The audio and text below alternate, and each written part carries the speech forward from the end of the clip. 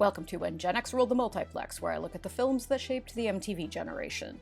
Acclaimed young adult novelist Robert Cormier wrote a number of darkly nihilistic books that played their part in the development of us members of Generation X, such as I Am the Cheese and After the First Death, and most especially his 1974 classic, The Chocolate War. Many of us were assigned to read The Chocolate War in school, and many more of us read it on our own volition because it is a thumping good read that oozes Gen X angst and disillusionment from its pages. In 1988, a film version of The Chocolate War was released, which was directed by Keith Gordon from his own screenplay adapted from Cormier's book. At the time, Gordon was known as an actor. He starred in a bunch of films throughout the 80s, including Brian De Palma's Dressed to Kill, Back to School, The Legend of Billie Jean, and John Carpenter's Christine. Gordon went on to direct other features, including A Midnight Clear and Mother Night, though these days he primarily works in television. As a directorial debut, The Chocolate War is sophisticated work, and it is the perfect film if you're in the mood to wallow in some vintage teenage feelings of alienation and misery. We open at a high school football practice on a rainy day at a Catholic boys' school called Trinity, while In My Room by the synth-pop duo Yaz plays. If you're outside of the US, you probably call them Yazoo, which they couldn't use here due to a pre-existing record label by that name. Yaz, or Yazoo, are known for the hits Situation and Don't Go. Two upperclassmen watch from the bleachers as a freshman named Jerry Renault gets pummeled on the field. Jerry is played by Ilan Mitchell-Smith, whom we saw a few weeks back starring in Weird Science. His coach balls him out for being too small and weak to play football, and then Jerry staggers off the field to the locker room to throw up. The two upperclassmen are Archie, played by CSI's Wallace Langham, back when he was performing under the name Wally Ward, and his sidekick Obi, who is played by Doug Hutchison, who played Horace Goodspeed on Lost, and who earned notoriety in 2011 for getting married to media personality Courtney Stodden when he was 51 and Stodden was 16. A secret society of upperclassmen known as the Vigils rule Trinity from behind the scenes. Archie is the Vigils' assigner, which means he devises strange and difficult tasks that underclassmen must complete or incur the wrath of the Vigils. Archie contemplates giving an assignment to Jerry, who is in deep grief over the recent death of his mother, and enigmatically decides to assign him the chocolates. Yaz's Only You plays while Jerry has a stilted conversation with his grieving dad, who is barely keeping himself together. In a classroom, we meet one of Trinity's teachers, the power-mad Brother Leon, who bullies and manipulates his students. Brother Leon is played by John Glover, who was the magnificently despicable Lionel Luthor on Smallville. I have a short list of actors that I am always delighted to see, and John Glover is very high on that list. Brother Leon calls a straight-A student named Bailey, played by Wayne Young, up to the front of the class to accuse him of cheating. An appalled Bailey tries to defend himself while Brother Leon berates him. Brother Leon then switches tactics and balls out the students for not stopping him from bullying Bailey, accusing them of turning his classroom into Nazi Germany. So,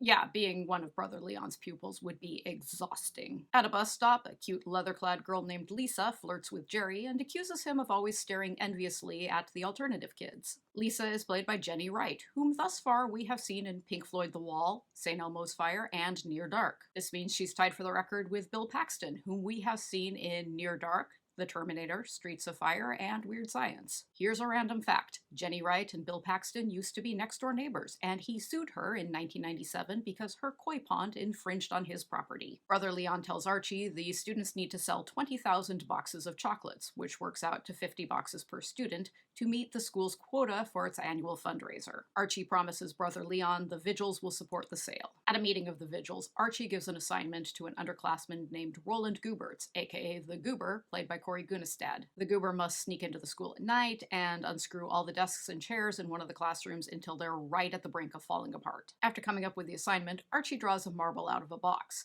If the marble is white, the Goober must complete the assignment as assigned.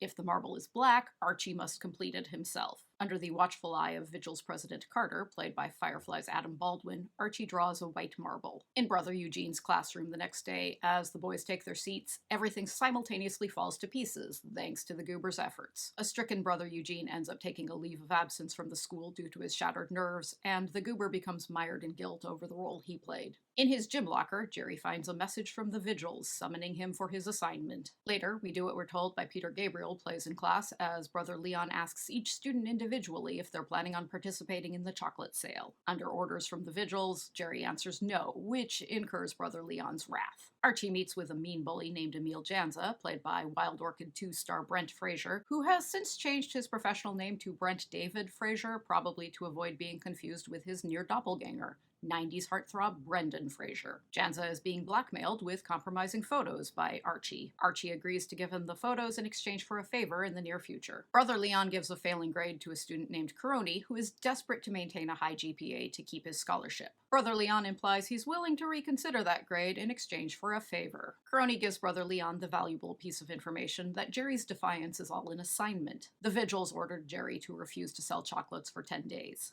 Caroni is played by television producer Ethan Sandler, who is married to WandaVision scene stealer Catherine Hahn. When the 10 days are up, Jerry goes rogue and once again tells Brother Leon he's not going to sell the chocolates. Joan Armatrading's Everybody Gotta Know plays while Jerry has wistful dreams of kissing Lisa. On the bus to school, another student tells Jerry he admires his guts for defying Brother Leon and the Vigils by refusing to sell chocolates. There's an unnecessary but cute cameo by Harold and Maude star Bud Cort as Brother Jacques, one of Trinity's teachers. Brother Jacques is the victim of a Vigils prank in which all the students stand up and briefly act like hooligans whenever he says the word environment. The class treasurer, a student named Brian, played by Robert Davenport, warns Brother Leon that chocolate sales are very low compared to previous years. Brother Leon suspects Jerry's rebellious spirit has infected the other students. He balls out Archie for meddling with the chocolate sales. The Vigils launch a full-scale harassment campaign against Jerry, but the damage has been done. A student named Frankie Bolo, played by Landon Wine, is summoned by the Vigils for an assignment, but he refuses to take it seriously because the Vigils no longer even have the power to scare a kid into selling chocolate.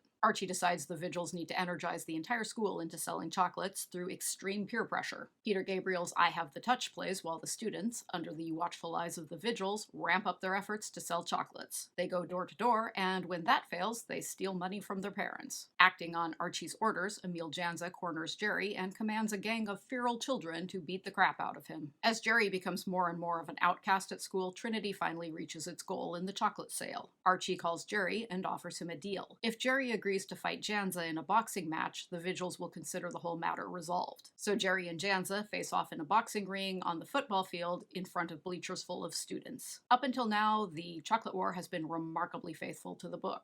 The book ends with Janza beating up Jerry and putting him in the hospital. The end. The film heads in a different, yet equally depressing direction. Disgusted by Archie's recent shenanigans, Carter forces Archie to draw marbles to see if the match goes on as scheduled, or if Archie must take the place of one of the competitors. Archie draws a black marble and thus takes Janza's place. To add another layer of sadism, the students have purchased raffle tickets in which they get to choose which blows must be delivered by which opponent. Some of the students want Archie to beat up Jerry, and some of the students want Jerry to beat up Archie, and ultimately Archie loses his cool and launches an unsanctioned attack on Jerry. Jerry retaliates and unexpectedly beats Archie to a pulp. A blood-soaked Jerry is triumphant at first, but then he sees the goober in the stands looking horrified. He also sees the Vigils cheering him on, and he hallucinates his mother's ghost staring at him in disapproval. A shattered Jerry tells the goober that he should have just sold the chocolates. With Archie disgraced, Obi takes his place as the assigner. He comes up with crude and demeaning assignments for underclassmen, like taking naked photos of their moms and eating boogers in public. On that cheery note, Kate Bush's Running Up That Hill takes us into the end credits. If you've seen The Chocolate War, you almost certainly did not see it in a theater. It was made on a shoestring budget of $500,000, and it received an extremely limited release, and it tanked at the box office. That was partly by design. Because this is a film that's based on a book that's often assigned reading in school, it would almost certainly do its biggest business in home video rentals, and thus there was no big push to get it into wide theatrical release. Because the film had such a tiny budget, it only had pennies to spend on music rights,